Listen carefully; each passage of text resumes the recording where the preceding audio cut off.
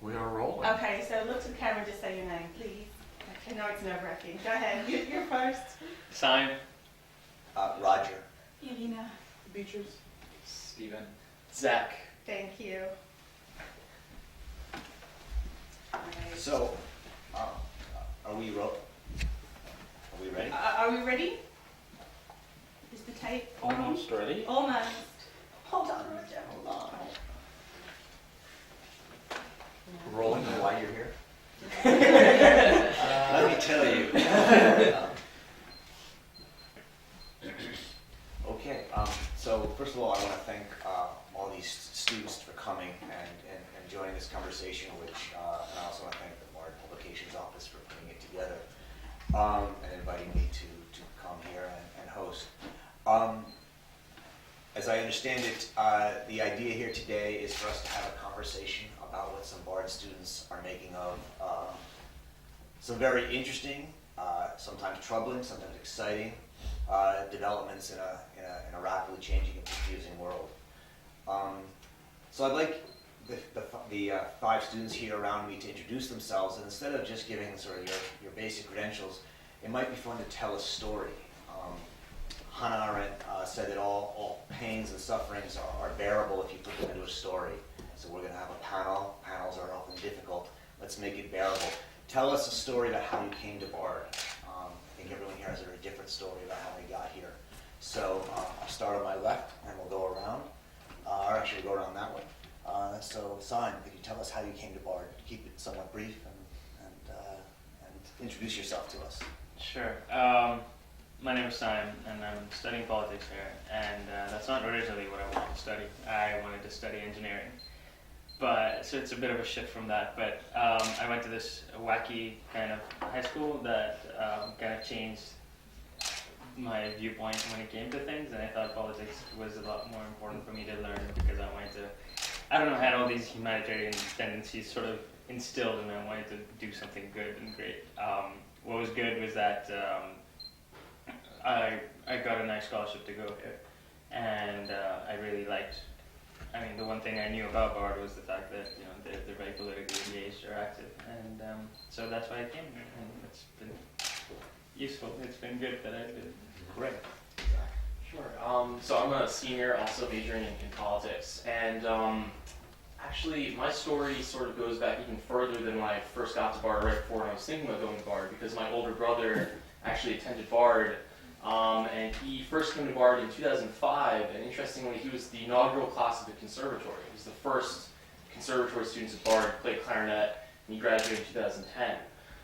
So I've known about Bard. I've been up here even, right at the beginning of high school. So for years, I've been at Bard. I've been coming up here with my family, and so it was always sort of an afterthought that when I got to applying to college, that Bard would be on the list of places.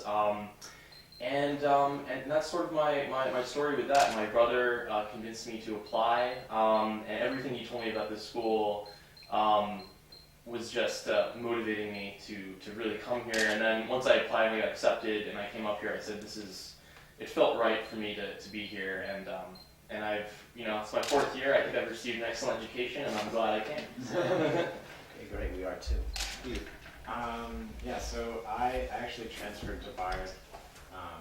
I did 1 year at another school and came to Bard largely because through conversations with mostly with a friend of mine from high school who did go to Bard, realized that I was really looking for the kind of thinking and educational atmosphere that was going on here at Bard.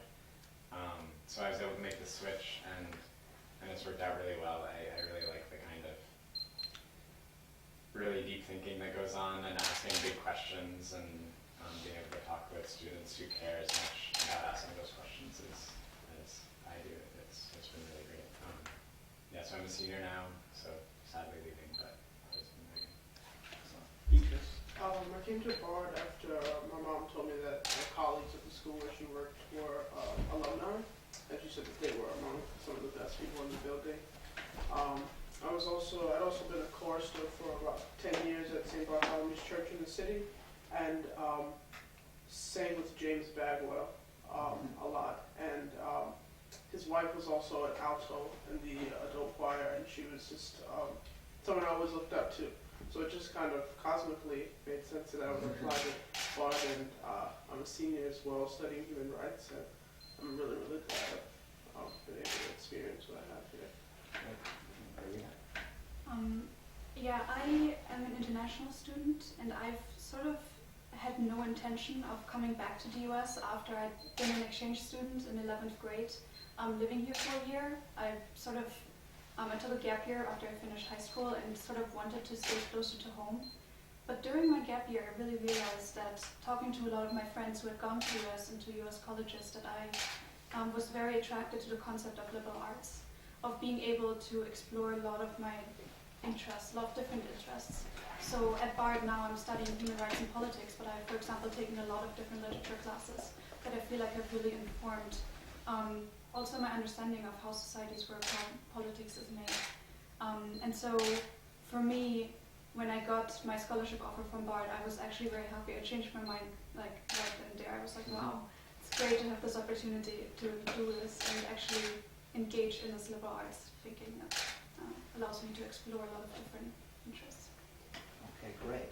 I mean, one of the things I hear, and I often hear from students, is that people came here for very particular reasons. Something about the college really attracted them. And whether it's music, in your cases, or your brother, or just that it had a wacky reputation of something along those lines. People come here because they think about it. At least that's, and we call the college a place to think. Hannah Arendt, who's buried here, and I run the Hannah Arendt Center, says that the way we have to go through life is to think what we are doing. She also said that crises, and when you have a crisis, it tears away facades and obliterates prejudices. We're going through a lot of crises right now. It can be a time that's scary, but it can also be a time that offers an opportunity to rethink where you're at. So there's a lot of crises in the world. There's terrorism, there's technology, that it seems to be changing the relation between man and machine. There's the economy. There's politics is in crisis, it seems. There's health crises, there's an environmental crisis. I'm wondering which of these crises most excites you, worries you, which one are you most interested in, and how are you thinking about the world and some of these crises in your lives as you're about to graduate from the college? Maybe we'll reverse the order. Yeah, I think one of the things that worries me the most when I look at my generation is the lack of political passion. I feel like a lot of the time what inspires us are apolitical ideas, so human rights or humanitarianism, and other forms of trying to make the world a better place. But I feel like we really need systematic change if it's supposed to be sustainable and supposed to counter a lot of these very diverse crises. We need to have a really engaged public, and that's the one thing that worries me the most, but that I'm also most passionate about. So an engaged public. Yeah, politically active, even youth, but also public in general, that is willing to go on the street, but also willing to organize their own campaigns and trying to make it sustainable. And so has the last year, with beginning in the Middle East, and then in Israel and elsewhere, and now in the United States, Occupy Wall Street, is this to you the answer? Is this happening? Is the crisis unleashing the activism and the political passions that you say we need? It's not the only answer, but I really hope it's a beginning. It's a beginning to wake people up and to show them that these opportunities are out there. Because I feel a lot of people are content nowadays to just sit at home in front of their TV or in front of the internet and be constantly entertained with sort of shallow ideas and not go out there and try to really challenge the way the system is run today. Okay, we'll come back. Beatrice? Yeah, I think a lot of my interests are very similar to Nina's. As I've been at Bard over the past years, I've definitely realized that as the way I think expands, a lot of the people in my community don't share with that the kind of zeal that I've been able to develop about the world's issues. And I think that with things like Occupy Wall Street and the Arab uprising, it definitely gives a lot of people a reference point to think about the idea of a revolution and of kind of liberation. But I think it's important that they find a more kind of a meaning closer to their lives, a revolution kind of on a personal level that they can expand to their communities. So I think with the all the different crises that have been happening around the world, for me, I'm really interested in recasting something like human rights in a way that allows people to see it on an individual and even an interpersonal level, so that I guess the values and the principles that human rights espouses can materialize. So your idea is to work for a kind of a human rights, a better protection of human rights around the world. Yeah, that's just what I- Should we have a conversation? I mean, because Arena had, I'm just wondering Arena had said she was worried about sort of the depoliticization of human rights. Is that something that worries you? I think not so much, because I think, especially when you look to the African continent, it's the idea of human rights just provokes a lot of kind of political outcry and on a cultural level and especially on an economic level. So I think perhaps in America that's an issue and a challenge, but the entire continent has been grappling with how politicized the idea of human rights is. So I have these two frames of reference, and I think on one hand, it is definitely a concern, but when I look to the continent, there's so many issues that it's going to be important and integral to the realization of human rights that a lot of Africans begin to realize what that means on an individual and interpersonal level. Steve? Yeah, I mean, I guess the list of crises that you went through, I'll speak to, I think, what is I see them as very interrelated, I guess. And the question that's interesting to me is what's at the root of those crises, and what's why is it that in today we have a crisis with the environment, a crisis in political engagement, a crisis with technology. All of these things seem to be coming to a head, and I think it's because we're quickly realizing or not realizing that there's a problem in how we relate to our world, whether it's the world of other humans or the natural world. I think thinking carefully about what it means to be in the world with other people, how do we engage politically with one another, sort of what you were talking about. Those are the kind of questions that I think are now having a space to get asked by people today, because there are these crises, and especially young people are starting to reimagine these things, and I think if there can be a turn toward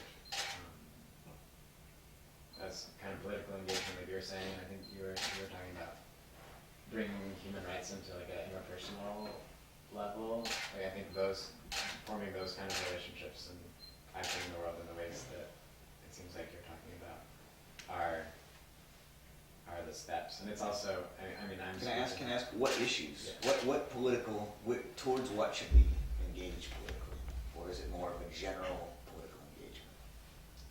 I guess I think more about the kind of engagement that is taking place, and I think a lot of people, especially in this country, I don't know much about other countries, but see political engagement as kind of having their own political opinions, not necessarily discussing them with other people, and voting. And that's a pretty limited picture of what it means to be part of making the world in a political way. And I think the more that we can exchange opinions in a real debate kind of way, and have, I see the world this way, and I think this is what needs to be done. What do you think needs to be done? Can we work on this together? I heard a report on the radio this morning about how the reporter was in, I forget what city they were in, but talking about Congress and how right now, one of the funny things that they said was the idea of a communist takeover of the United States is more popular than Congress is right now, in polls that they've done. And, you know, people recognize that what's happening in Congress is not working, that it's not politics, it's something else. And so that we need to rethink what it means to be political. Yeah. Zach? Yeah, I mean, I think that the biggest crisis that we have today is the political crisis. And while it's depressing in many ways, I'm also optimistic in terms of what has been going on in the past year. I think that there has been maybe not a fundamental shift, but there has been, with the Arab Spring, this Occupy movement, whatever the future of that might be, I think that we are seeing a shift in people's attitudes towards ownership of themselves within their own society and with their relationship between themselves and the government that is supposed to represent them. And, we often use the terms, freedom and liberty to describe, these are values that, all humans want for themselves in the future. But I think that instead of just lumping it into those terms, I think the biggest issue is ownership over our future. And it doesn't mean that everyone has to run for political office or be involved to that extent. But what that does mean is that the government should be truly representing our interests and the future of our society, and that is not happening. Certainly not in our country right now, and certainly not in many other societies around the world.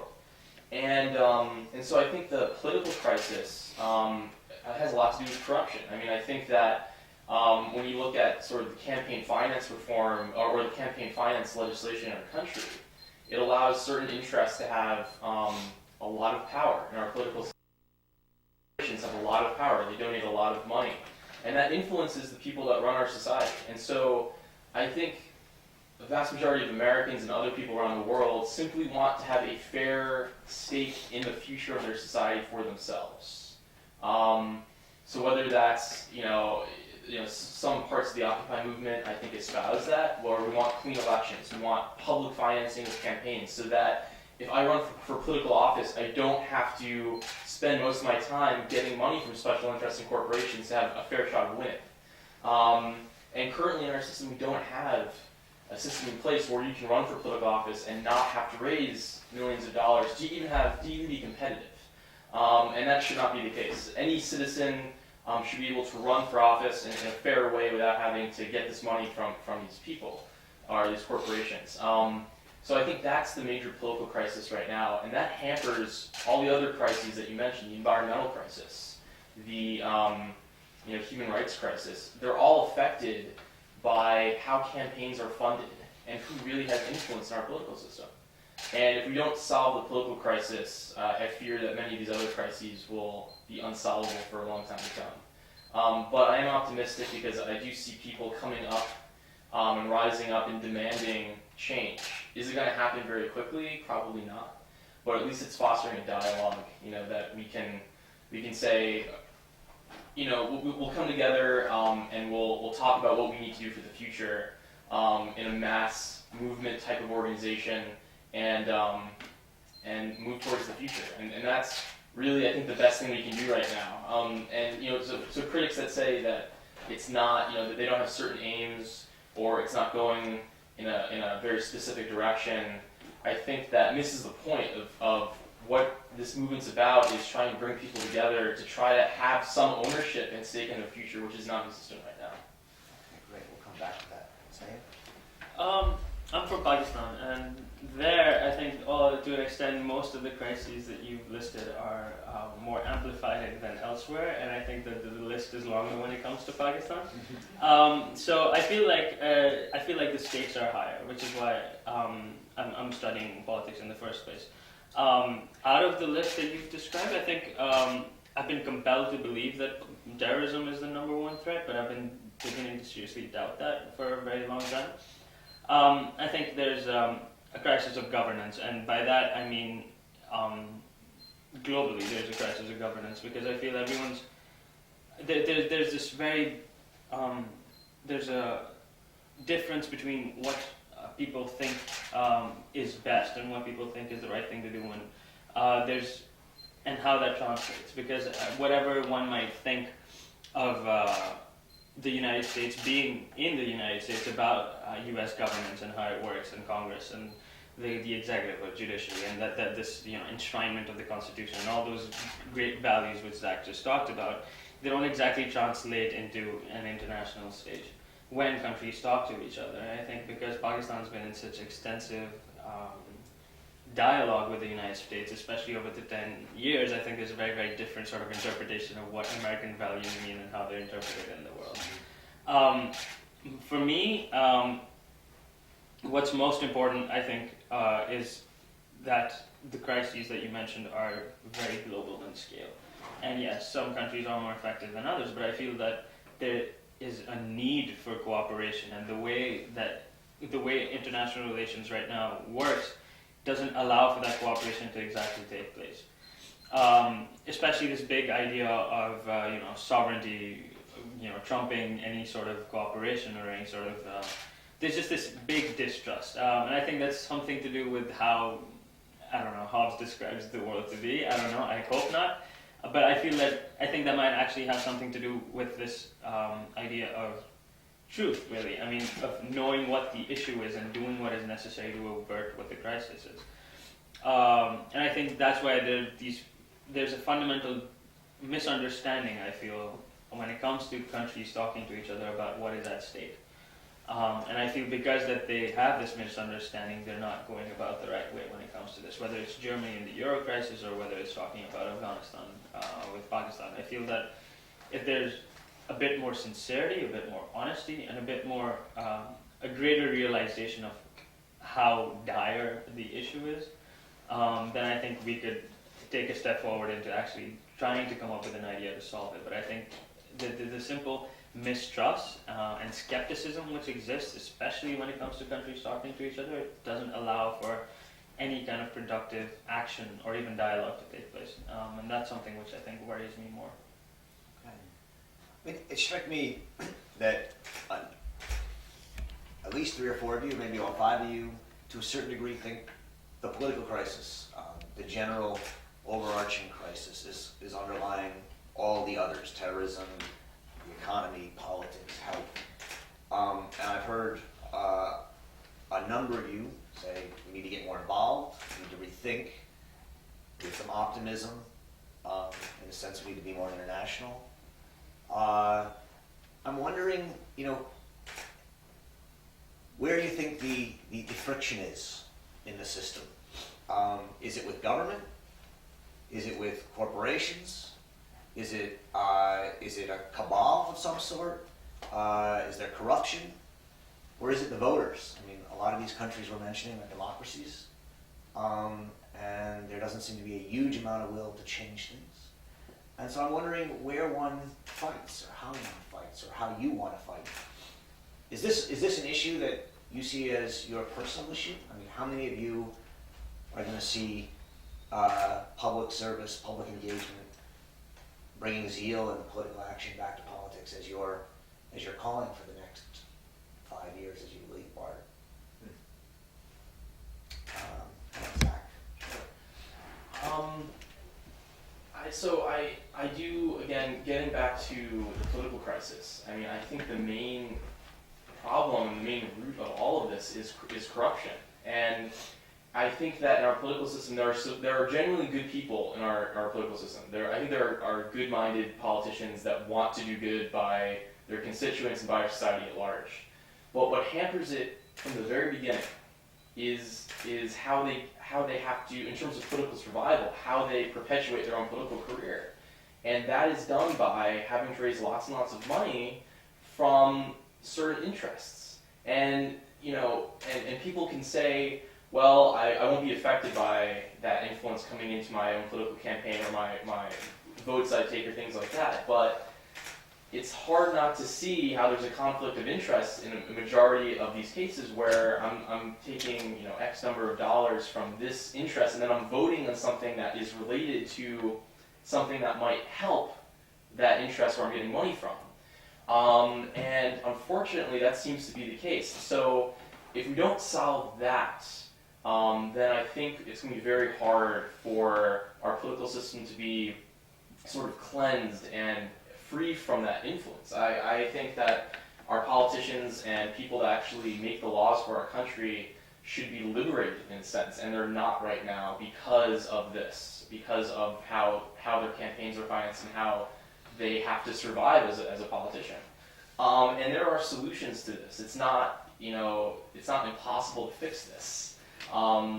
But we need the will from the public to make sure that we pursue this. And with regard to your question about what we do after BARD, I mean, I've been involved in terms of public service. I've done some internships, and I've worked in the general field of public service. I've interned for members of Congress before. And I do plan on entering public service in the future, and that could take many different avenues. And I'm applying to Teach for America right now. I might be a public school teacher for the next 2 years in one of the most impoverished areas of America, wherever that might be. And the reason that I'm doing it is because I feel that we sort of have a responsibility. I think most students at BARD and people that go to institutions like ours have an obligation and responsibility to give back to society at large. And that can take many, many different avenues, whether that's teaching, whether that's serving a nonprofit organization, whether that's doing things that can help improve society, given our education and given the opportunity to do big things. And so I firmly believe that, and I think my career, whether that's a legal career or education or in politics itself, that is sort of the trajectory of where I see myself in the future. Does everyone agree, or do some people disagree about the question of corruption? Is corruption, in your opinions, where the problem is in our political system, or is there, or something else? Or do you want to add to that? I would disagree. I would think that I don't think it's corruption. I think it's the way that the debate is generally set up. I think it's this idea that partisanship is more important, and in a way it is. I think the sort of structural, at least within the political system, the sort of structural, furniture which is there, I think that it just compels people to act in a different way. If you've got elections coming for congressmen every 2 years, I think they'd be very, very interested in raising as much money as they can to win every election, and it's a perpetual campaign. So because it's a perpetual campaign, they've got their priorities differently. So I think it's essentially structural. Yes, I think the sort of moral decisions that politicians make when they're in power is very important. But I think when it comes to how the affairs of a presidential candidate matter more than any sort of substance, especially when it comes to the sort of things that you're supposed to be knowing. I think when that sort of trumps what you're supposed to know, I think the problem is what is valued in a politician, what a politician is expected to do. And I think that those ideas of those questions, I think, are very warped wherever you go. Not necessarily the United States. And I think because there are these different expectations, and sometimes expectations which cannot be met in any way, that the politicians are compelled to be whatever the public wants it to be. For me, what's important because I see the issue this way, I think the idea is how to shape the debate and to talk about these sort of things and to sort of decide what matters more, which is why I think the role of the media is so important. Because I think the media is really one entity that sort of shapes debate, that sort of identifies what is important, what should be done, what could be done, and a great public forum for people to be discussing these sort of issues, especially when it comes to government. Which is why I think they have a greater responsibility in shaping political and public debate. So that is why I think the way people talk about things is a lot more important. Especially, I think Occupy Wall Street is a very good case in point. Because I think simply the amount of ideas because people have been talking about Occupy Wall Street so much that a lot of people have good ideas. And because people have been talking about Occupy Wall Street so much, I think people are becoming more political, which I think goes back to what Irina was saying, that it compels people to think about these issues, which otherwise they wouldn't have been thought about. And that is why I think the media plays a responsible role in this, into making sure that people are talking about the things that actually matter. So that's why I think structural issues are a greater problem for me within any sort of political system, as opposed to any corruption. And structural issues, you mean sort of the constitutional system? Um, the partisanship, the idea with two parties. Well, see, the thing is, people idealize democracy so much, but there are inherent issues with democracy when it comes to these sort of issues. Running for elections, for example. Election itself is a popularity contest, which does or might not have anything to do with the issue at hand.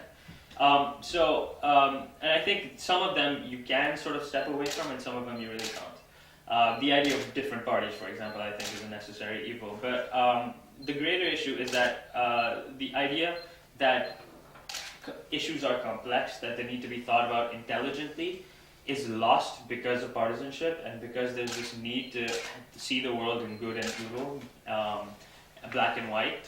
And I think that is a greater issue because differing opinions, especially when it comes to the U.S., where you have the labels of liberal and conservative, and you add so many things to that one label where it's supposed to be an entire list of things that you should be if you're conservative. And I think that because it is like that, you lose the ability to think about issues in isolation.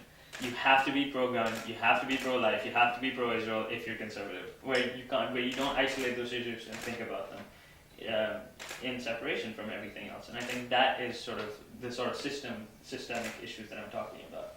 And how do you see your next step? I mean, are you going to be continuing to think about these issues after Bard? Well, I would have loved to be in public service, but that's sort of impossible in Pakistan right now, especially because more than 1,000 political workers have been assassinated this year in just my city alone. So it's not something that I think is viable, at least metaphysically. But what I've been thinking about more than anything else is this idea of shaping the debate, and I think that's something which I can do. So that's why I think I'm really interested in journalism. And I think that if there are engaged citizens, they read, and if there are engaged citizens, they write for people who read. And I think that on either side, I think there's a lot to be said and there's a lot to be thought about. So it's that kind of shaping the debate, which is something that I think I'd like to participate in. So journalism is something that I've been considering as an alternative, although being the decision maker would have been preferred, but what are you going to do? I resonate a lot with the things that Simon's saying. And I think a lot of what I've been thinking about in my education at Bard is like what it means to have a conversation and like what's going on in a dialogue between people. And like this idea of shaping the debate, I think is sort of, I feel like that's a more root cause of corruption. I see corruption very much as like an effect of a problem. Like corruption happened for a reason. And yes, it's a problem, and yes, like I totally agree that addressing, campaign finance would go a long way in improving the situation, but I still feel like there's that corruption is an effect, not necessarily a cause. And so the question of engagement, I've been thinking a lot about it too, as I very much feel like my Bard experience was a step away from the world and sort of removing myself from the world to think about it and think about my place in it, where it's going to be. And as I'm preparing to enter back into it, I think one thing that I've gotten from my education is a real sense of the importance of genuine dialogue with someone, not as I'm a liberal, you're a conservative, or even if you break it down to the issue, even I'm pro whatever and you're anti whatever, but just still in that moment being open to actually listening to the person and hearing where they're coming from, why they have these set of views, and then being able to have a conversation about it, so that maybe at least you have some sort of commonality affirmed. You're not totally living in different worlds. It's even if you don't come to some sort of magical consensus or agreement, you're still engaged in the process of talking about the issues that are out there for debate. And I guess, like, well, I totally agree that media has a lot to do with it. I guess I feel like my education has more prepared me to enter into conversations with people in a more sort of genuine and substantive way than I feel like happens a lot in daily life. Yeah, I agree with a lot of things that were said. I just sort of see the root cause for them somewhere else. And I believe that, I mean, for me, what is one of the major problems is how the mentality of the free market gets to run free. And I think that's at the core of why a lot of people aren't as engaged, aren't talking to each other, don't get a lot of the complex issues surrounding certain, problems. It's because when we look at the media, the mainstream media in this country, the problem is that a lot of what they do is also provide like infotainment in different ways. What brings them the most viewers is talking about some sort of celebrity or the affairs that a politician has, but not really about issues. And on the other hand, they have shareholders too. They don't want to threaten any interests that could maybe hurt wherever their money is coming from as well. And so the public isn't getting their information from the media. And on top of that, the public is very scared and they live in very insecure times for various reasons that for me also have to do with the free market. The idea that you graduate with a lot of debt from college, you have to work several jobs, you have to be very afraid to lose healthcare, there are barely any unemployment benefits. A lot of that creates for me, especially I think among young people, a climate of fear, where they don't really feel like they can stand up for their rights, and they can be engaged because they're constantly worried and they're constantly working. So I see that as part of the problem. And another thing is, you seem to suggest a bit that, I mean, conversations for me, that's a great idea. We have to challenge each other. We have to also work on the local level to engage people that are immediately around us, to think differently. But one thing I'm sort of suspicious of is the idea of bipartisanship, the idea that you constantly have to make compromises. Because I was very influenced by Arendt, and so this idea that we have a duty to judge in a way, and to be moral, we have to judge, and sometimes say, you know what, on this issue, for me, there is no compromise. I think this country should have a single-payer healthcare system, and I'm not going to create something that is completely, watered down and not as good in a sense. And just to be clear, I don't see conversation as like consensus building necessarily, but just being able to express ideas, like how, in genuine conversation, you would be able to say, no, we need a single payer healthcare system, without me sort of writing you off as a socialist or whatever. It would be, I guess it's an openness and feeling like you can make a stand, and that it's not about bipartisanship of, can't we just compromise? Because I think a lot of, who was I having? I was having a conversation about this with someone. A lot of the legislation that gets put out is done because it has to pass a very partisan Congress. So it's this sort of compromise of stuff that is just crap. It doesn't make sense one way or the other because it had to come out of this process of compromise.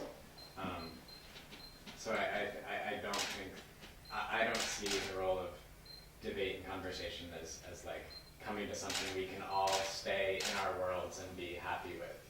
It's about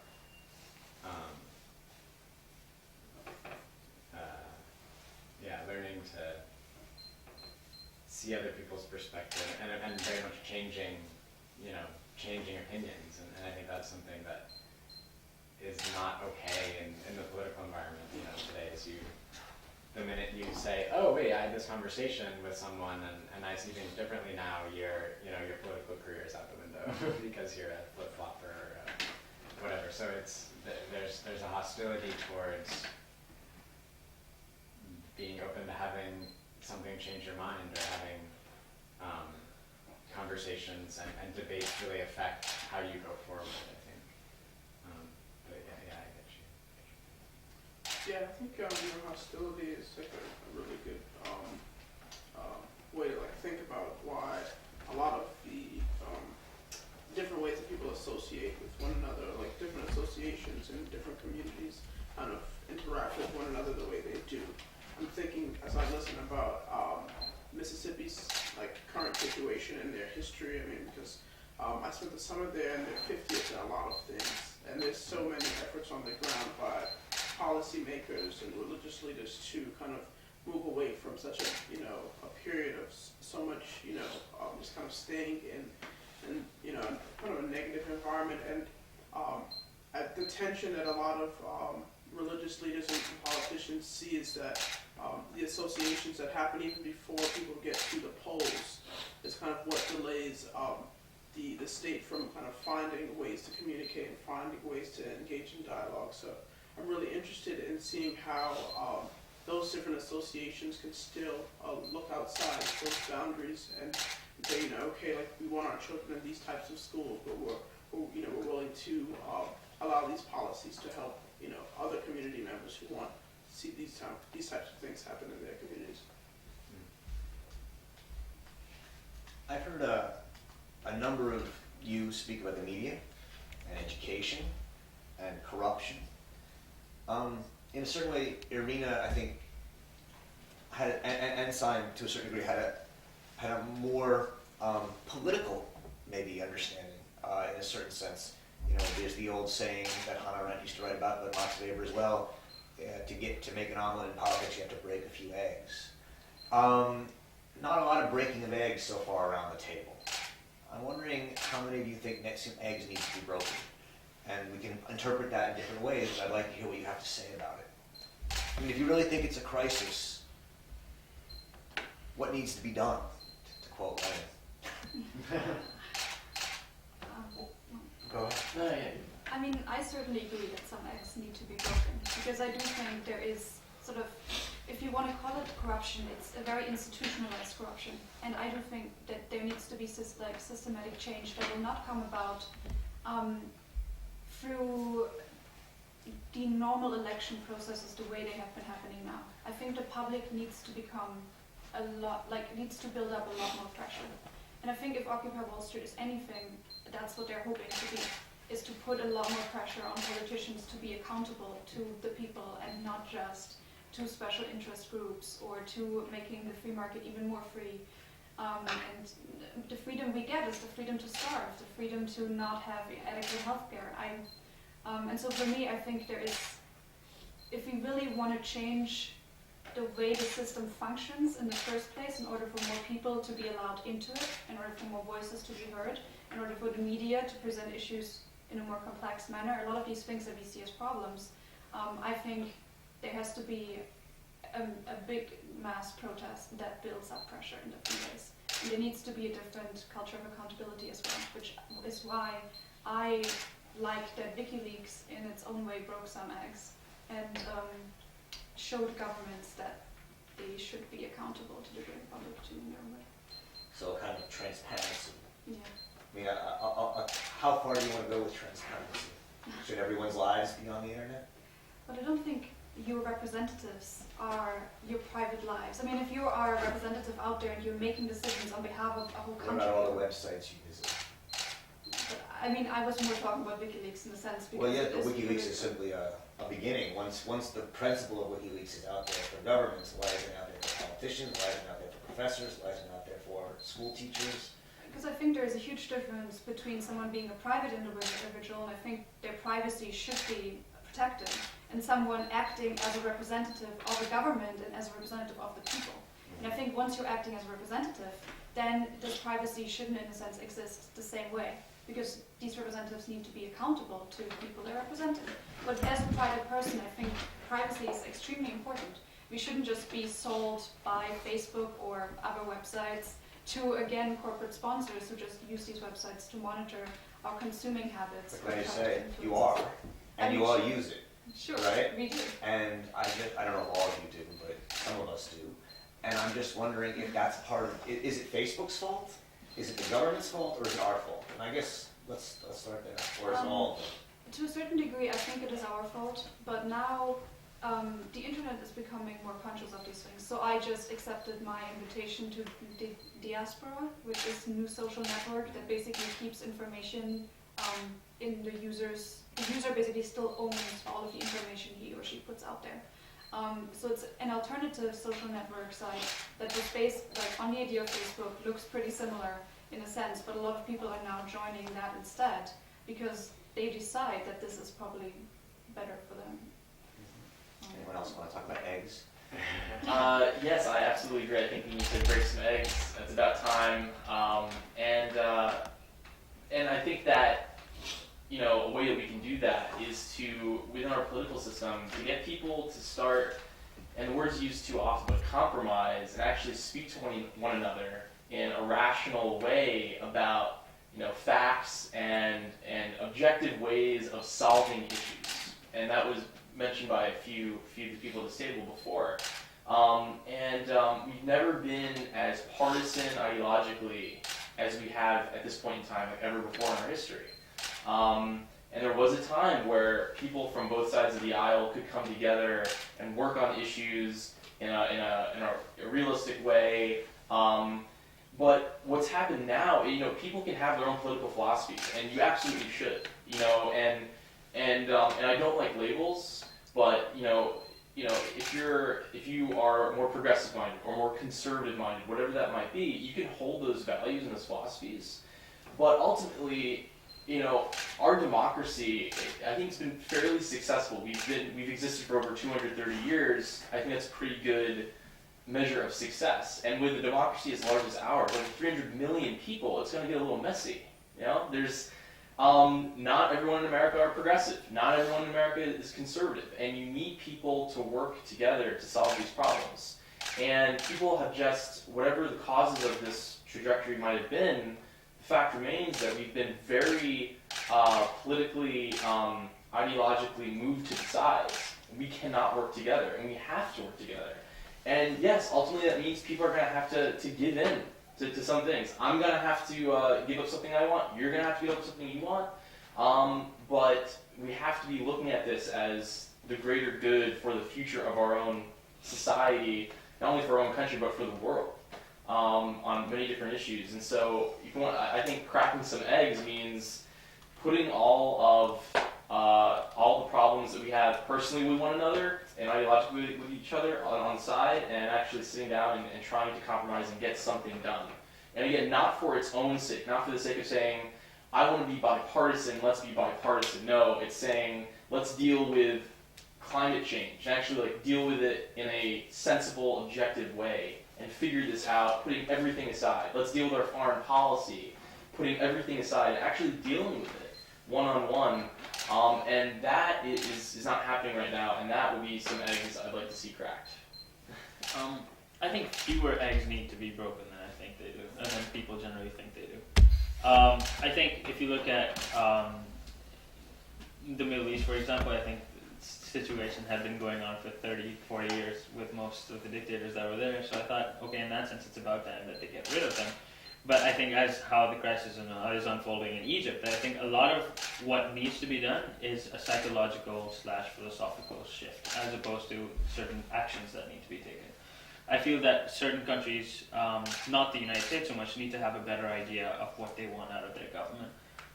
So for example, I think when it comes to Pakistan, I think that the military-civilian sort of chasm that exists in Pakistan, that needs to be finished.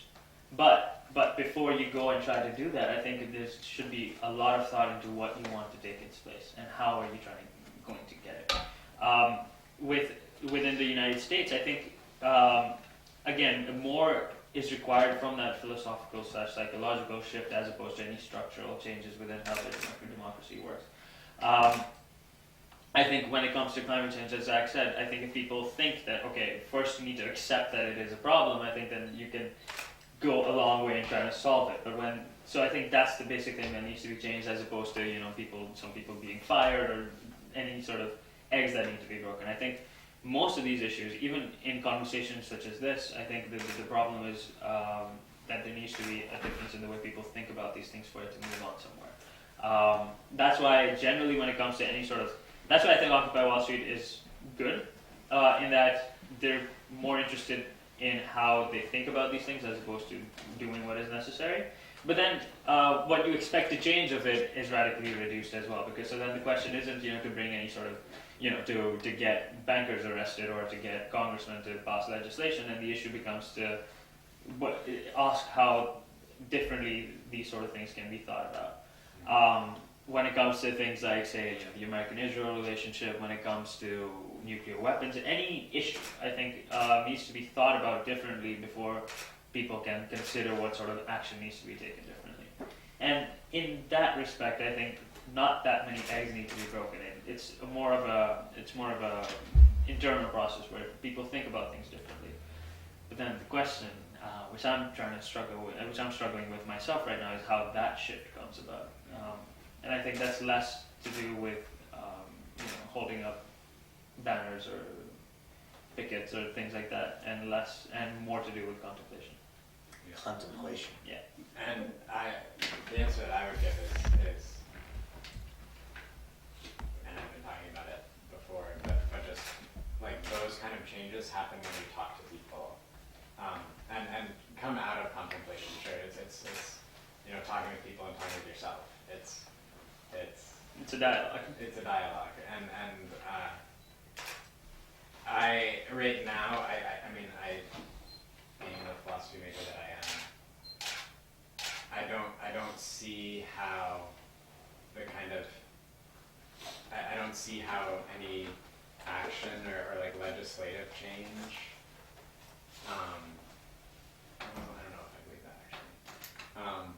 I feel like the contributions that I see myself making in terms of making change in the world are in the conversations that I have with the people around me, whether it's my family or members of my community. It's in how I start those conversations and being an agent of the kind of conversations that I think we've been talking about, and that's where I see my role. But I'm just sort of suspicious that that's really where our great salvation lies, because I feel like even though that's very important, there is a reason why these issues aren't as clear as they could be. I mean, there are facts about climate change. There shouldn't be a debate. There are scientific facts out there. There are international treaties. There are a lot of suggestions by independent groups that have suggested for the big power states in the world what should change. The problem is that why are people not really aware of these facts, or why are they not registering these facts? And I think there is a reason, or why is, for example, the political process not acknowledging some of them and how important they really are, is because I think a lot of people are benefiting from the status quo, and a lot of people benefit from being able to pollute the air and whatnot. So I think there is an idea that to keep people less passionate or sort of less aware of the facts, or to make it about these ideological shifts of if you're conservative, you shouldn't really believe in, I don't know, that we need to do something about climate change because America is great and we need to trump over China, and to trump over China we need to have a lot of economic power, and there's a lot of that like nationalistic rhetoric or other sort of things that rouse passions and that are being, I don't know, broadcast over and over again in the media that keep the status quo in place, in a sense, that keep a big difference from being made because so many people are benefiting from it. That it's good for them to make people not that angry about it and say, this is why we need to do it, is because we need to have, I don't know, have the great American nation benefit from it, or we need us to be economically strong or something. So that way facts are being denied through other stories, and I think there comes the idea of stories, we're coming back to the idea of stories, is that's what, as people, we're being told. That's why we cannot process some of these facts and how important they really are. And maybe some of these stories can be challenged from the way we talk to each other, but I feel like they're so ingrained in the way we're being taught in school and the way the media presents facts to us, that it's going to be very hard to just challenge them one-on-one. I think there needs to be some bigger political pressure. think you let people off the hook easily. I think being told is just one part of it, and I think you need a certain amount of volition from the people to believe what they're being told. And I think that's a different part of it, which is why I'm also skeptical of this idea of campaign finance. Because I think regardless of how much money Republicans spend, I know I'm not going to be voting for Herman Cain, regardless if he has like the most lucrative campaign ever. Similarly, I think when it comes to, I think every individual, and especially one in society, has a responsibility to find out the facts for herself or himself. And I feel that when you say, okay, if you watch Fox, obviously you're going to be biased. I don't think that's true either, because I think I would give individuals enough responsibility to sort of discern the facts for themselves. And if they don't, then they should. So I don't think you can blame the powers that be, or whatever you want to call them, for this sort of indoctrination or this sort of nationalism. Because I think even with nationalism, I think it's an individual leap which an individual takes that says, okay, I love my country and I'm willing to do whatever it is for it, including killing other people or whatever. But I think there needs to be individual responsibility for that. So what I think would work is to shape whatever one can within society that they're able to. And as Stephen said, I think talking to as many people as possible and to sort of figuring things out for yourself, I think, is the first step. Because how could you call yourself a responsible citizen if you haven't thought these sort of things through? And so that's why I think that's where it starts. And it is once you know exactly where you stand, and which is also liable for change all the time, that I think one realizes, okay, these are the things that obviously I cannot deal with. I cannot be the one passing legislation. Yeah, fine, I can switch the lights off in my house, but how is that going to avert climate change?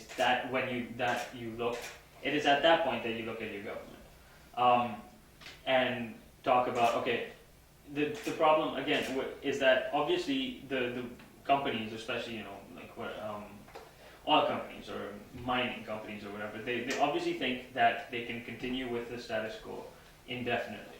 So they themselves are skeptical of climate change, and I'm very sure that if companies themselves knew that their companies wouldn't exist if they were underwater, literally and figuratively, that's when they would go like, okay, maybe we need to stop on our emissions. So the skepticism that's coming there, even if it is based off of a profit motive, I think would stop if they knew what they were doing. Because when they're destroying the world, they're destroying themselves as well. I mean, it's not just the Maldives which is going to suffer. Can I respond really quickly? Just the first thing I want to say is there's definitely one group of people I wouldn't let off the hook, and it's art students and people who are exposed to a lot of critical thinking and are being challenged. And for that, once you're already in that sort of environment, I feel like definitely you have a responsibility to think and a responsibility to challenge the general assumptions. But I do think we are pretty isolated from how a large part of the society lives their lives, and has to in a sense, because I do think they do not, being able to have the time to think critically and to spend this time is a privilege in a way. We have to acknowledge it as such. And it's a problem. I wish more people would be able to get a better education and enjoy the privilege to be challenged and to critically think about the world. But I cut them more slack because I don't think everyone has that possibility necessarily to be exposed to as many different opinions. And secondly, you mentioned about that maybe one day companies, in a sense, will realize that they themselves are going to be threatened by climate change. And that might be true, but I think there is a certain institutionalized logic where there isn't just one leader or one person that can realize something. It's an institution that runs on the idea of creating more and more profit, and is responsible to a lot of different individuals who would like their shares to rise. And so there isn't really somebody making a decision for, well, at some point in maybe 20 years, my company might be underwater, but today I have to still answer to my shareholders why they can't buy their second beach house somewhere. So in that sense, I don't think they necessarily are able to make these rational decisions about the future as well, because it's a lot about being accountable in the present and making more profit. Interesting to jump in here. Yeah, just thinking about, my responsibility as a bar student, having, been in this environment, and what, how far dialogue will take me in communities like, in New York City, public housing, the thousands of people living on 2 or 3 blocks, and just thinking that they're inundated with ideas and representations of things that are supposed to be, counter to their aspirations, and thinking that it has to be a full-on discourse and a constant one, because those dialogues can happen, but they still have to return back to their disenfranchisement.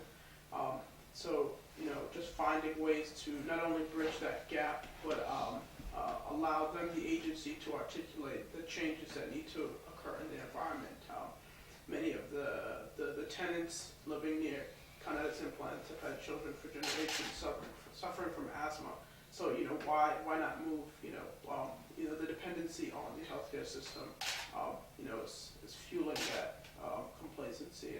And I think that thinking about individual responsibility and agency, specific conversations on my end, on the end of the community, have to take a peculiar shape.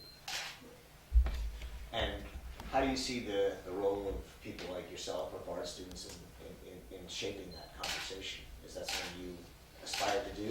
I think so. Being in Mississippi showed me the impact of contributing to efforts where they are, and how community leaders being able to kind of champion social justice and things like that. But I think making people realize things like revolution and human rights, like within their everyday, things as small as like being late, or being upright, being honest, those things like that, I think will go a long way towards making them realize corruption and propaganda that's in their communities. I think Irmina's the only one who's mentioned the free market. So I want everyone to just give me a quick speech. Let's start with you. What do you think about the free market? Well, I think it's been at the foundation of our society for a long time, and I think when we think about things like free speech, something that we hold dear, and I think, at one glance, you see the opportunity to tap into a lot of ideas, and you see kind of endless opportunity in that way, but at the same time, think about what other ideas it limits. So I think it's a difficult kind of dance, I think, to have, and try to find what most effective resolution could come out of an engagement with the free market. Steve? I guess I'll say two things. One, I feel like the problem that I have with the free market is that it dictates to people a way of being in the world that is consumerism. That the free market works because the free market makes people buy things. At least in my understanding, and this, to the extent that this consumerism is perpetuated, I think it's part of, very much part of the large crises that we've been talking about. That there's sort of a need to consume in order to have some sort of identity. We very much identify with the things that we buy and consume, and take part in that way. And I see myself, just in my life, being as little a participant in any kind of free market as possible. I buy books, and I'd like to not buy much more than that.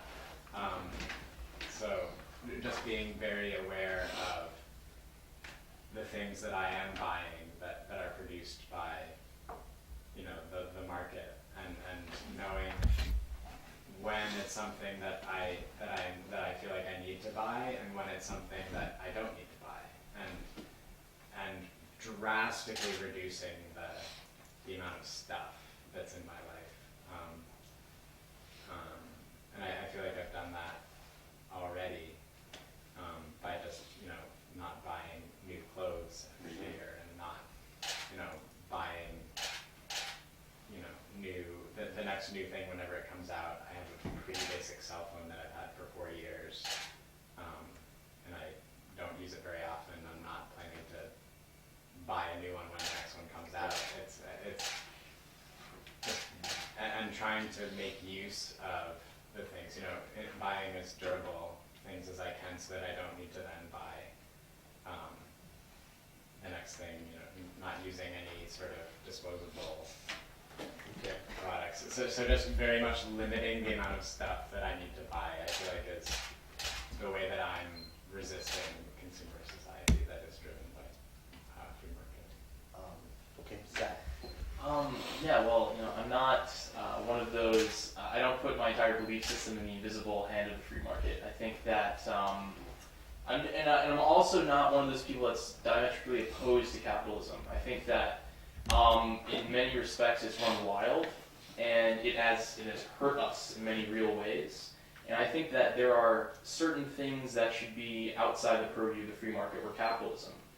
And when we talk about human rights, I just always find it fascinating how we come about determining what are human rights, what aren't human rights. But personally, this is just my opinion. I think things like healthcare, for instance, the ability to get healthcare when you need it, if you get sick. I think the government, any government, should be able to provide the option of getting care for that. And That's the question. yes. Is there a limit to that? Yes, there is a limit to that, and I think that is really the debate that's been going on for hundreds of years now, which is to what extent should the government be involved in our lives, and to what extent should government or the state help us in certain things. But I do think that there are certain aspects of our lives in terms of having good health care, for instance, or having the availability of health care for all people. In a way that you don't go broke because you have to buy it from a private insurance company who, again, because we're working with capitalism, is looking to make the most amount of profit off of something. And so that's diametrically opposed to you and I being healthy, or for them serving our interests as healthy people. And that's why I think, so that is something that should lie outside of the free market. In terms of protecting our environment, making sure my water is clean and my air is clean so I don't get sick. Again, that should be outside the purview of the free market. So there are things that should lie outside of it, but like Stephen was saying, I also try to spend less because I think that consumerism and I think people get caught up with it so much that we lose sight of who we are as people working with each other as people. And they're not irreconcilable. Like, if you're a small business owner, you want to make a profit so that you want income to be coming in from your business so that you can get by and live. Now, it doesn't mean that small business owner lacks any human affection or attachment from other people. He wants to make a profit at the end of the day, but he also has a family as well. But I think that we've been, unfortunately, moving more towards the side of consumerism in and of itself as a virtue and as a larger part in our lives. And I think that's dangerous because that makes us lose sight of who we are as individuals, working with each other as individuals, not because I want to make a profit from you. It's because I genuinely care about you and care about the future, our future together in society. So, I think capitalism gets a lot more flack than it deserves. I think that there's something to be said about the sort of technology and the innovation that has come about through capitalism. I think there's also, I think it's almost as if some people feel that they're going to be happy if they buy the new iPad, I don't think there's any reason why they shouldn't. I think if people find consumerism as a way to attain happiness, I think by all means they should go ahead and do it. I think, so it's part of that freedom aspect, I suppose, freedom to get that sort of happiness that you so choose. On the other hand, I also think, especially in the United States, they make this dichotomy between the Goldman Sachs and Joe the plumber, and I think capitalism inherently doesn't make that distinction between the two. So this idea that when Steve Jobs dies, everyone's really sad, and how he is the epitome of capitalism, people forget. And so this idea, I think, is more to do with how capitalism is colored as opposed to what it actually means. Is, I think, something that people get wrapped in, because I think the only difference between a small scale and a large scale is only the scale.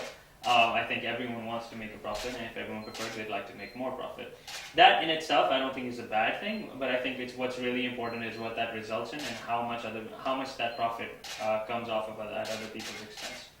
I don't think capitalism caused the crisis. I think lack of regulation caused the crisis. I think any sort of business, regardless of whether it's banking, investment, or even, I don't know, even toys, it needs to be regulated in terms of how much damage does it pose to society and what are the potential damages that it can. And so I think it's not so much a question of the system, I think it's how that system is modeled and what is allowed and what is not. I think the idea of consumerism, I think is again a personal is a personal choice, and I think I would attribute a lot more individual responsibility to people buying things than it being thrust upon me. You know, I don't think that even if I see 100 ads of I don't know, what is it, Snuggies, I think if I see a day I'm not going to buy one. So I think it's got a lot to do more with individual responsibility. As far as hurting society is concerned, yes, I think that's where the government needs to step in and make sure that the practices of capitalism don't cause more harm than good.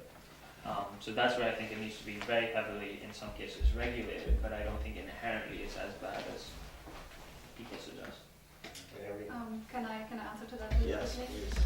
I mean, first of all, I think the I consume therefore I am mentality is a bit more dangerous than you suggested, because I do think a lot of people substitute that sort of meaning and that sort of happiness for trying to, as we've talked about earlier, trying to think more deeply about the world and where their products come from, for example, and how that impacts the world at large.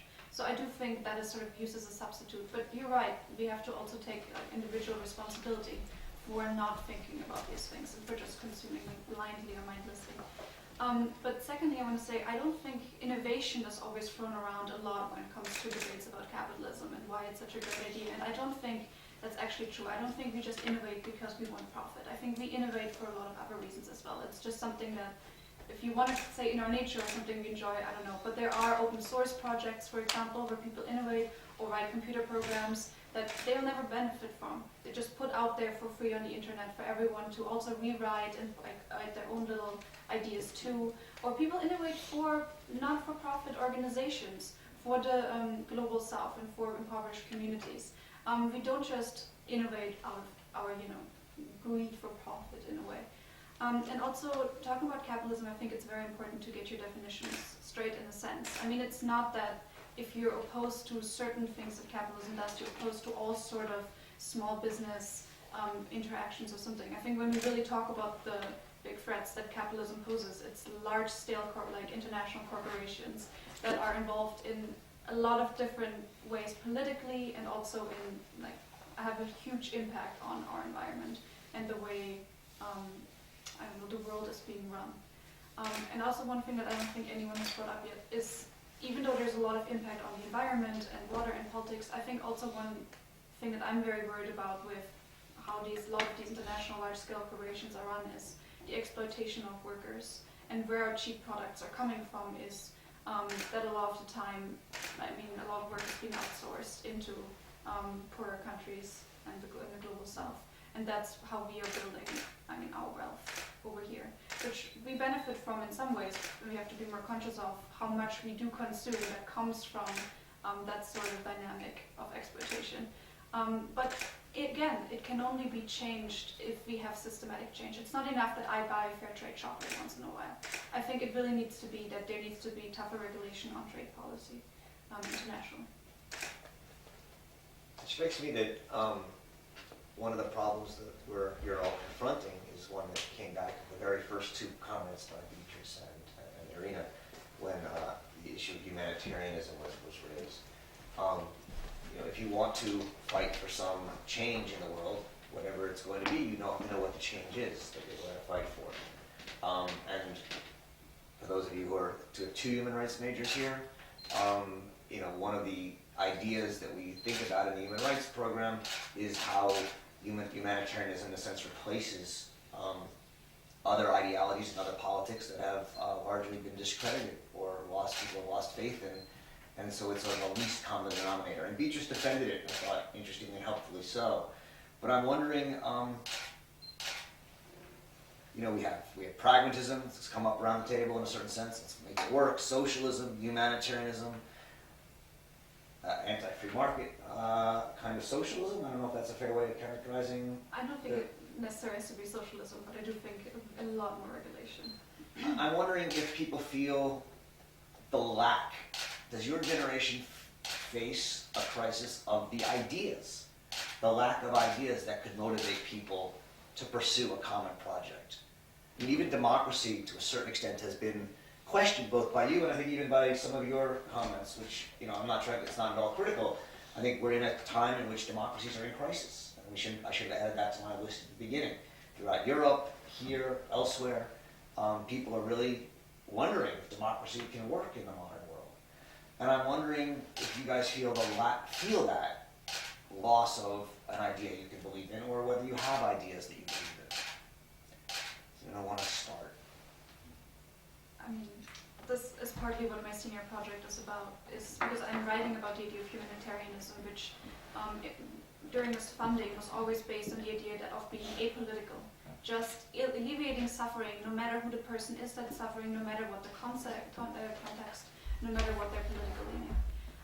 And I think one reason why that idea, humanitarianism, has grown rapidly, like human rights recently, 70s, 80s, and up to now, is because we really like the idea of apolitical utopias. Because we have been, throughout the Cold War, and even now, we've been very disillusioned with politics and being able to make a real difference. So it sort of seems comforting to say, I'll donate some money, and I know some child in an impoverished nation is going to get food for today, or a blanket, or shelter.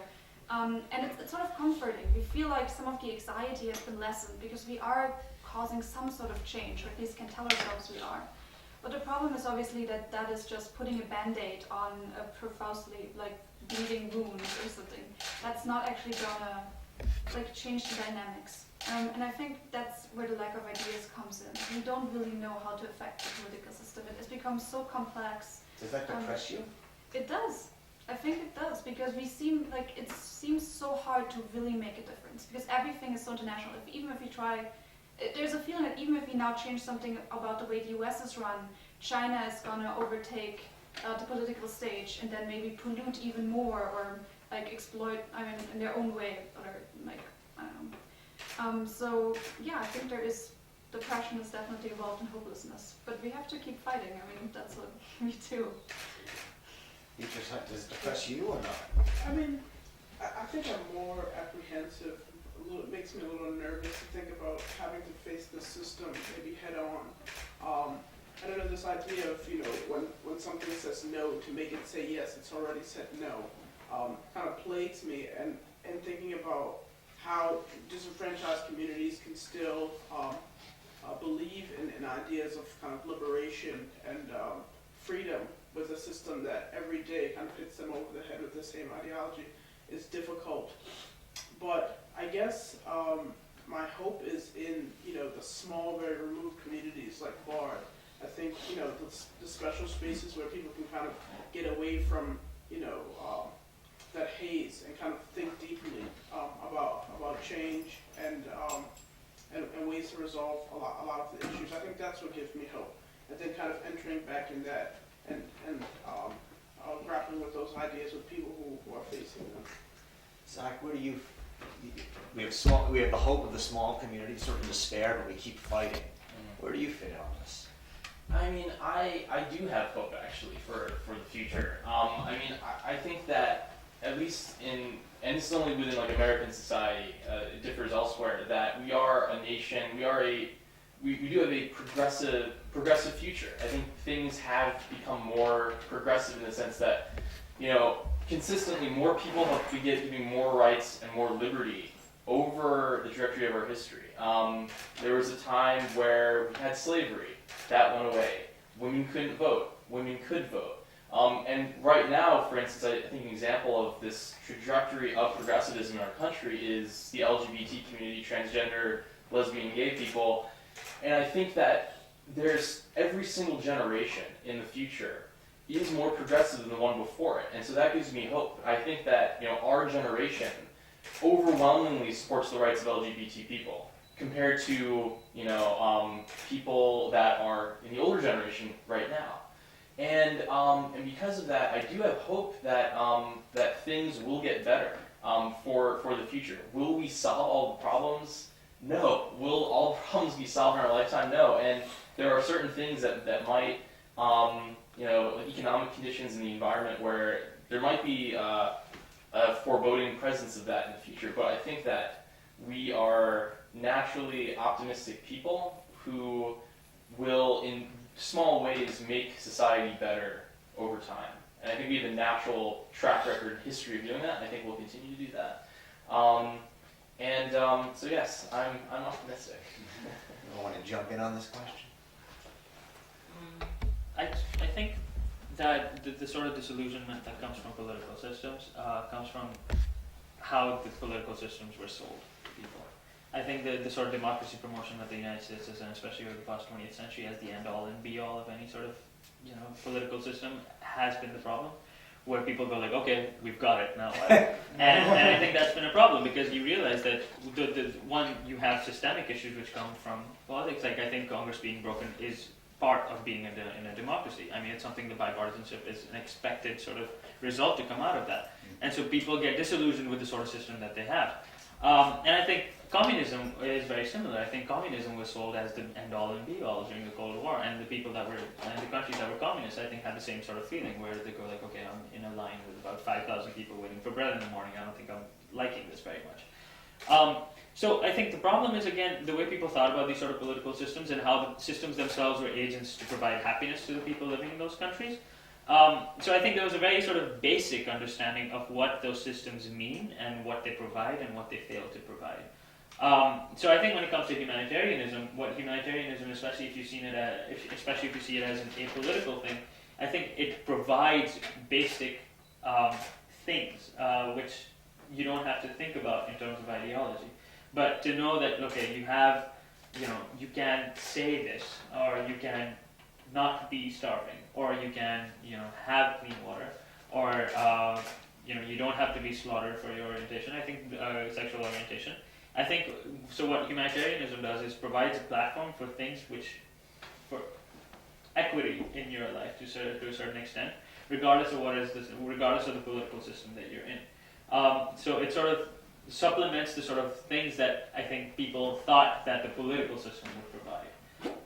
And to that extent, I think the ideas are still there, and it goes back to what I was saying earlier. I just think that people need to think very hard about what those ideas mean for their lives and what they actually want out of those ideas, and not conflate that with like humanitarian stuff. You want to jump in? Yeah, I guess I think, like you asked, are we experiencing a crisis of ideas? And I think one thing that all of these issues are running up against is just how interrelated everything that's happening on this planet is. Whether it's how the food that I consume affects the environment, or how the political actions that the U.S. takes affects international affairs, and economic collapse is affecting all these things. And we don't live in a time anymore where we can just sort of withdraw into a small community and have it exist and have its influence be contained somehow. It's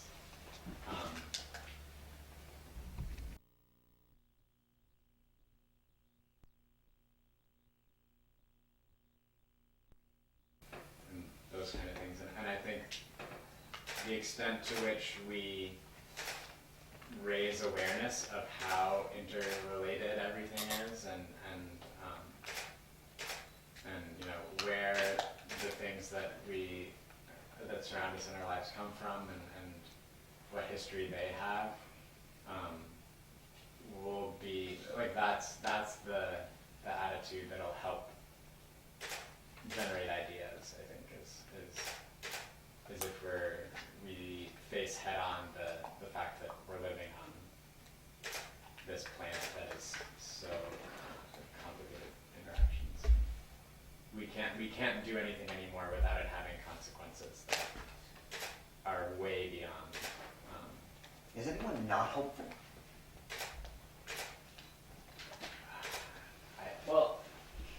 So while I'm optimistic optimistic in the sense that I think the greater trajectory of our values as people will improve. I am not hopeful in the sense that I think we institutions often procrastinate in dangerous ways. And like Simon was mentioning before, oil companies and energy companies and governments will, once they realize how dangerous the situation is, then they will act. Once they realize that water levels will rise and major cities will be so seriously affected by this, then we will act. And it's this procrastination that worries me. And I think that when push comes to shove, we will act because it'll be very dangerous, but we'll wait till the last second to do that. That's And the it way can be it's been. devastating. It's the way it's been throughout history, hasn't it? Yes. Is it different now? Is the world more, in this interconnected way, is the world more dangerous than waiting till it ends? Yeah, I mean, I think things are going to get a lot worse. I don't have any kind of hope, long-term hope in maintaining what we have. I think at some point in our past there was a tipping point of, and now we're headed in a direction that is not sustainable. And whether that's a question of population or a question of how much CO2 is in the atmosphere or what, I don't know where it is, but I think there's going to be a decline in what we might call standard of living or I think I don't have hope that we can sort of hit pause and like fix the problems that we have now and sort of continue in the sort of life that we have now, or I don't think we're going to be able to improve conditions in the same way as we've been able to improve conditions in the past 50 years. Anyway, I have a more sort of radical hope in that people will face these problems and that there's meaning in that. Is that, in a sense, is that a common feeling amongst people at Bard? I would disagree. I think that this is the first time that we're experiencing problems that hit countries at a global level. I think the Euro debt crisis is a very emblematic of that. And I think that the reluctance, especially of Germany, to do something about it is sort of indicative of how different things are now, where countries have to act for other countries. And this sort of thing is, I don't think any time has been seen before. And I think climate change, I think terrorism to an extent, and how the sort of most wars have been clothed as humanitarian intervention these days. I think most nation states are getting to grips with the fact that they can't act independently anymore. And I think it's tough, and I think a lot of people are making mistakes, in the United States in particular. But I think there's some sort of collective learning to be gained from this. And I think especially college students at this point, I think, are seeing all of this and knowing that things will definitely be different, and the sort of character that most crises will take will definitely have an international character to it from now on. And I think once people learn how to grapple with these kind of issues in particular, these kind of crises in particular, I think we can be hopeful about the fact that there has to be more cooperation in the future, because the alternative is just non-existent. So I think countries right now are just coming to grips with the fact that they live in a very, very globalized world. And while it's messy, this process of getting to grips with it is messy. I think that it's the only option in the future. I mean, I agree with that, but I also agree with Zach that the point at which we will learn is going to be very last minute. And I wonder if the world will not look very different once we learn. And I mean, that's where I hope that maybe the crisis of ideas is going to end in some ways, that this crisis is going to provide an open space for new ideas to emerge of how to structure this corporation. That is desperately needed, I agree, but I think it is only going to come about in a moment of absolute desperation, last minute. And I have hope that after that we can maybe move on to a different sort of corporation that is going to, like a world that is going to look different.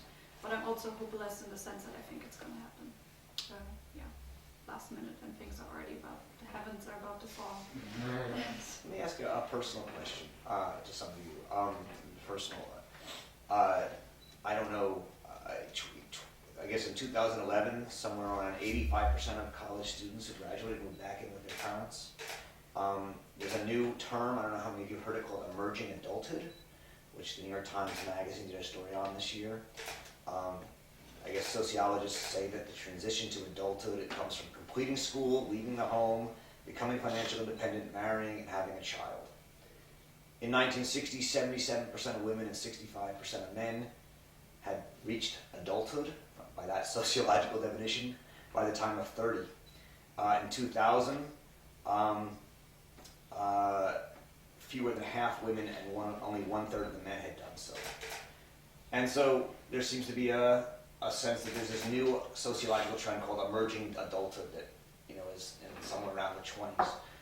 I'm wondering if that's something you guys agree with, and if you think it's something to embrace or to be worried about. I definitely don't agree with the idea that living with one's parents means that they haven't emerged into adulthood, especially when you just think sensibly about rent. I mean, it doesn't make it. I mean, living with your parents doesn't mean you won't still engage in the same adult-like behaviors. I mean, obviously, space plays a role in that, but I think that that's one thing I definitely take issue with. I don't condone that idea. But I do think that, I don't know, as I look towards my adulthood, being able to remain critical in an intellectually engaged environment for as long as possible, I think is important just because of the nature of the world in which we live in now. So I think that getting an education and making sure that one's horizons are as broad as they can be before kind of saying, okay, now I'm ready to.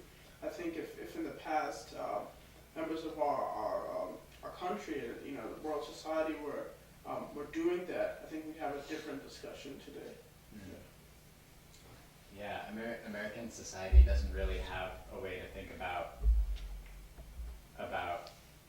children becoming adults and yet still living in their home.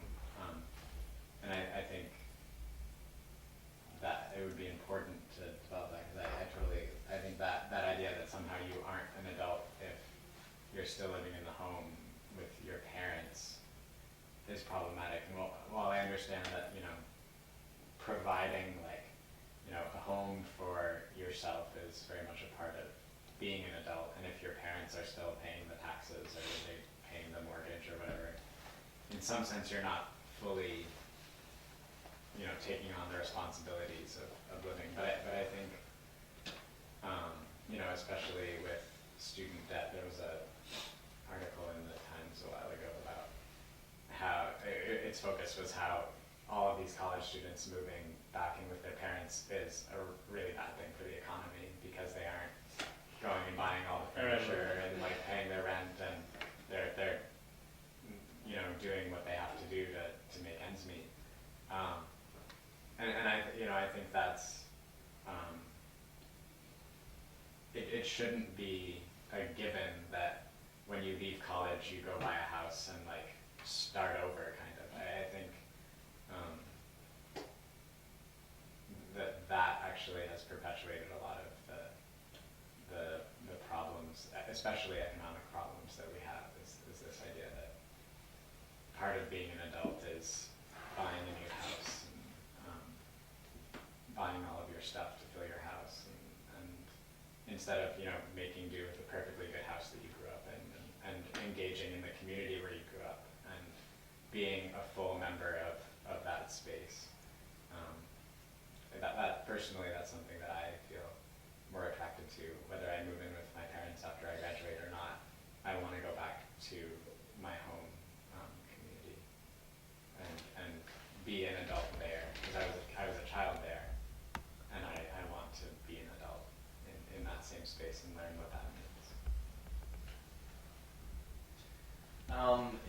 I think it's really interesting, because I think that this sort of emerging adulthood, the concept of emerging adulthood, is yes part sociological, but also in terms of economics. I think that we've in terms of the age that people get married now. 40 years ago, people would get married. It was the norm to get married when you were 21 or 22. You graduate college, you get married, you have kids very early on. And that has slowly moved up for both men and women. Now we're like in the late 20s, early 30s is the norm now. And that's sort of been a progression of, I want to, graduate college. I want some freedom. I want to explore different things. I want to travel. I don't want to be settled down yet. And I don't know necessarily what the causes of that are, but it is reality. And then also, I think that the economy is rough right now, and people don't have the luxury to graduate and have a great job waiting for them. And I think that also a lot of people in our generation have the expectation, because you go to high school, for a lot of people, they're expected to go to college. They apply to college, they're great students, they get into college, they do well. You graduate college, and then all of a sudden it's, wait a second, I have to make the decision now for myself. And I think, unfortunately, a lot of people are ready to make that decision. A lot of people are not ready to make that decision. And it's unfortunate for those that don't really know what they want to do at this point. And everything's been structured up until now. Many of us are seniors, we're graduating very soon. We have to make that decision for ourselves. But in terms of economics, there's just not many opportunities for a lot of people right after they graduate. In terms of good opportunities where I can have a job where I get paid decently enough that I could live on my own, for instance. And that there's just, realistically a lack of that. And that necessitates living with your parents, which I can almost guarantee you both sides, the parents and the student that's moving in, probably do not like the situation. It's mutual. But there's an acknowledgement that, hopefully this is temporary, hopefully things will improve and I can be independent. But, and actually, interestingly, I think that making the decision, you go to college and then living with your parents again, is a very responsible decision, actually, right? Because a lot of people probably don't like the thought of that, but the fact that they're willing to do that, to make ends meet for the time being, is actually a very responsible thing to do, whether or not you like it. But Do our two international students have different opinions on this? I'm just wondering if there's a different way it's viewed internationally. Very much so. If you graduate from college, one, you're required to live with your parents for the rest of your life. Not because you're supposed to take care of them when they grow old. And if you're the man, then you're supposed to bring your wife into that house as well. So there's always the flight of the bride to the house, and especially in the meeting of the in-laws, it's a big thing. Apart from that, even economic freedom is something which isn't granted because after you graduate from college, because you're supposed to be working with your father, whatever he is doing. So in a way, apart from being simply your dad, he also becomes your boss. And that is prevalent until the day he dies. So independence, whether it be economic or in general, isn't something which is looked upon favorably in any case once somebody graduates. Even the idea of graduating is something fairly new. I think going to college is something like that wasn't. I think it's similar to the U.S. because college wasn't as big a deal, say, 50 years ago as it is now. Will it be hard for you to go back into that world, or do you plan? I don't plan to do that at all. You don't plan to do that? But I don't plan on staying in one place either. I think my parents don't buy into that, but everyone around me does, so I'm very well acquainted with it. And so, I think, again, I keep harping on about individual responsibility, but I feel like it's very important to think about what you want out of life as opposed to ascribe to these ideas of, marriage or job or anything. If somebody doesn't want a job, they don't want a job. If somebody doesn't want to get married, they don't want to get married. And I think everybody has the freedom to decide for themselves. In any, weird, fantastical pictures that I have of myself in the next 10 years, I don't imagine myself with a wife or a kid or a house or driving to work or any of that.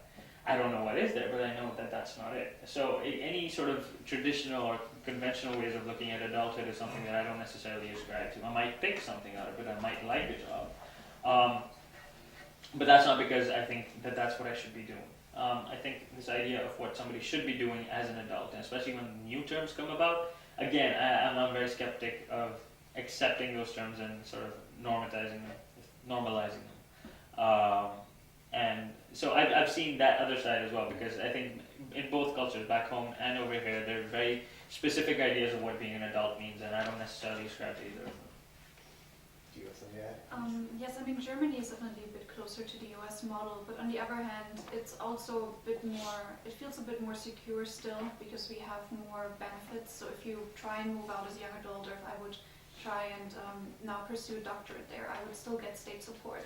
So in that sense, I could probably have an easier time affording my own rent or something else. But obviously, who knows for how long, with the Euro crisis now in full swing.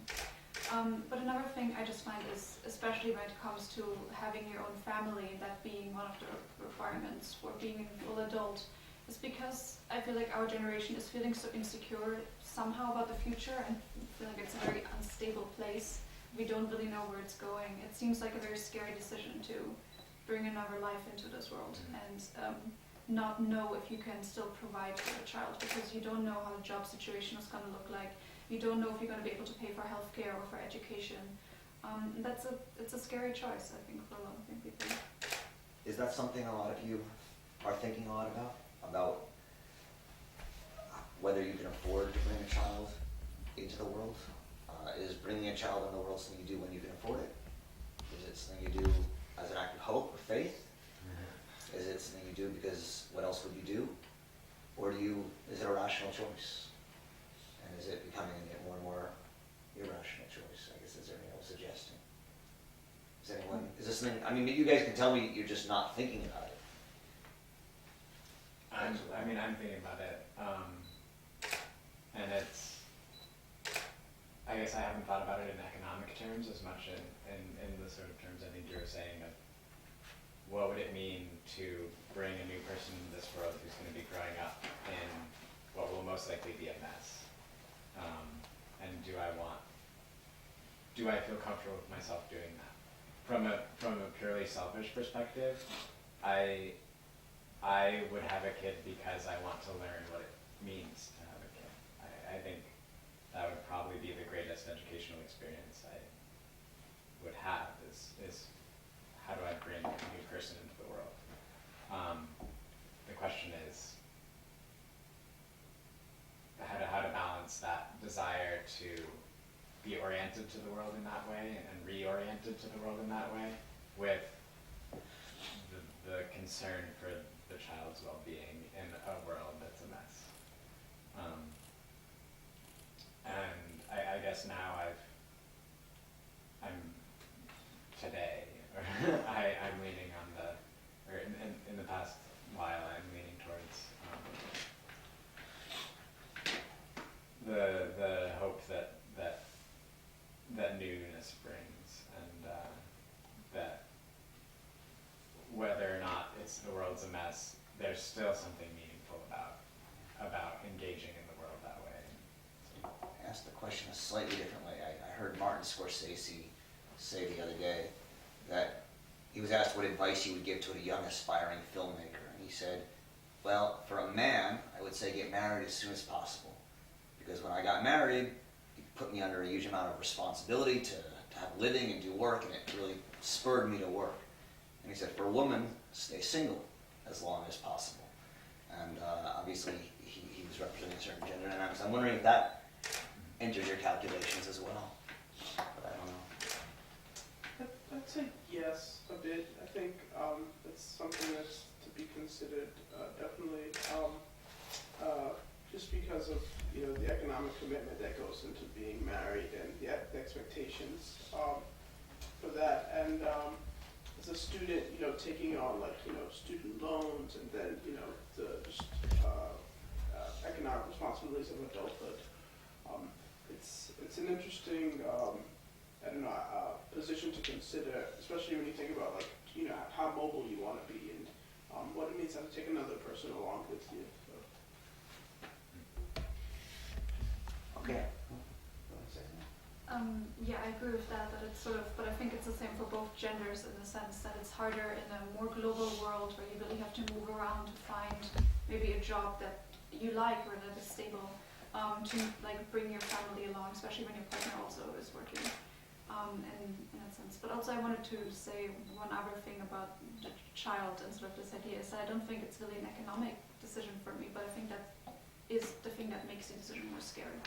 The idea of that the future isn't as stable anymore. But I agree with both of you that in a sense it's an act of faith, and we need an act of faith. And that's the idea of Arendt as well, that she believes salvation lies in the idea of ultimatality, bringing in the new, that will be able to create something completely new and create hope. So I want to actually end by a question on creating hope, just like you said, and I'll give you all a chance to respond to it.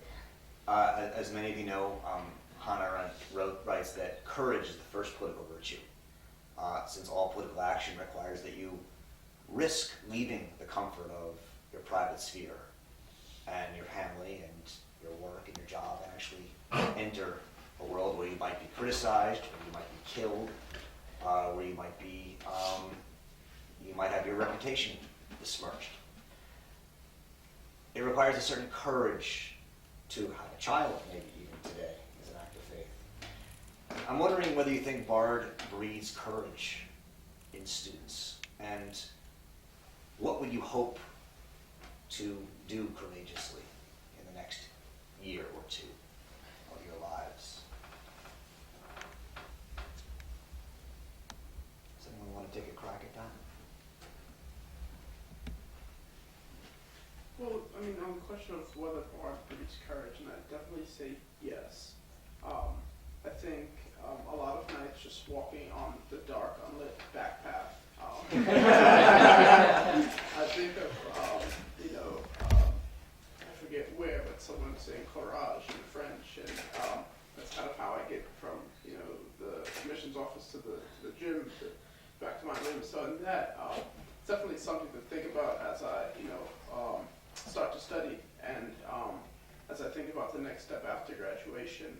But in terms of doing something courageous and stepping outside of one's private comfortable space, it's difficult to say this is the trail that I'd like to blaze, just because metaphysically, if you don't get there, and how that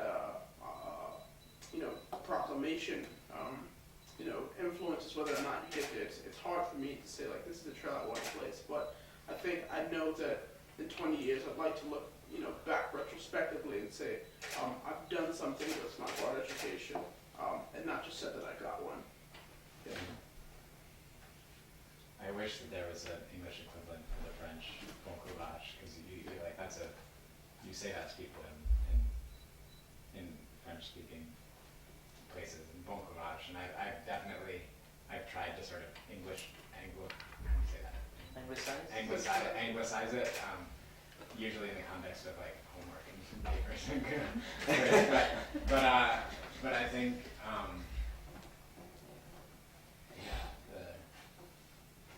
it's an interesting question. Does Bard breed courage? Because I think it's something you can't teach. But it's something that can be sort of part of an environment, and I feel like Bard, for me, has inspired a commitment to the world, and I sort of have to, and responsibility, and it's sort of up to me to match that with my courage, and I guess Bard has drawn that out of me by challenging me and having me confront all of these ideas that are challenging ideas, and that I could not think about, but something about the environment that we have makes me committed to thinking about them, and then in order to do that I need to be courageous. So I guess that's how I see it. Not sure. So I would say yes, I do believe Bard breeds courage, but it's not necessarily something that is bred while we are here necessarily. I think that 10, 15, 20 years from now, or even later, we're gonna look back at Bard and say, what all the values that we have, whether it's our educational values or looking at life in general in a new way of analyzing things, interacting with people, that is courageous, and I think that our future paths will reflect. Well, once you reflect on Bard, we'll realize that it did breed a sort of courage, a personal courage that's unique to each of us because of our time here. And I think you asked like what courageous things can we do right after Bard necessarily. I say do something that you feel uncomfortable doing, but that can have a real impact to people. But do something completely new that is not conventional. This is the time to do it. This is really because you're talking about adulthood later on, or earlier, and once that kicks in, it's hard to be more unconventional. It's hard to be more courageous in different ways in your life. So this is really, I think Bard does instill that value, and I would say do something courageous right after Bard. That this is the time to do it. I work at the Phonathon at Bard, and part of that is calling people who have just graduated and asking them for money, and it's generally created some very awkward conversations. I've called people that are gardeners that are struggling. I've called people that work at Port Authority. I've called people that, as a cashier, I've called people that line up at a talent agency in Hollywood every morning to offer their services as a scriptwriter and then go back home every day. And so while that might not get the most amount of cash that I think Bard would hope out of their alumni, the one thing that was the most incredible thing of all out of that to me was how the amount of courage it took for those students to decide that this is what they want to do. And I think that's the most courageous thing of all, and I think there's something about the Bard education that allows people to think that way and know that these are the consequences of my actions, of the sort of things that I'll be studying, of the things that I want to do in this life. But I think the fact that they make that decision consciously, knowing those consequences, and are comfortable with that decision is something I don't see everywhere, something which I think has very much to do with the sort of education that somebody at Bard would receive. Because this idea of how success is delineated from any sort of job, I think it's a very courageous thing, well, for one Bard to teach, and then for students to actually believe that. And I think in that way, I think it's very courageous that those students who've just graduated have these ideas about the things that they want to do and are doing that, on their terms, no matter what the world or the real world or whatever you want to call it throws at them. And I think in that sense, yes, I think Bard students are more courageous than I think any other. I actually feel that Bard has taught me to be courageous even while being here, because it has taught me to actually take serious some things that society at large deems very useless, and as if I couldn't do anything of that sort of education. So the idea of finding meaning in art or literature or idealism that I want to carry with me outside into the real world. And even though we might not always be able to choose what our occupation is and how we gonna support ourselves, I really want to take this sort of quest for meaning with me, and not just because I know the overwhelming majority of students after they graduate, if they're lit majors, they barely will ever discuss a novel again, or will ever paint a picture if they're actually art majors. But I think Bard actually made me feel good about taking that with me out into the real world and to keep on doing that, because I got so much meaning out of it by being here, and that makes me feel very courageous. Well, that's great. I think the only thing missing from this table is food and drink. Bard is supposed to be the best dinner party school in the country, according to The Onion. And I have to say that it would be really fun to have this dinner party on a regular basis. This has been a fascinating conversation, and I wish you all great luck, so thank you all for participating with us. Thanks very much. Thank you.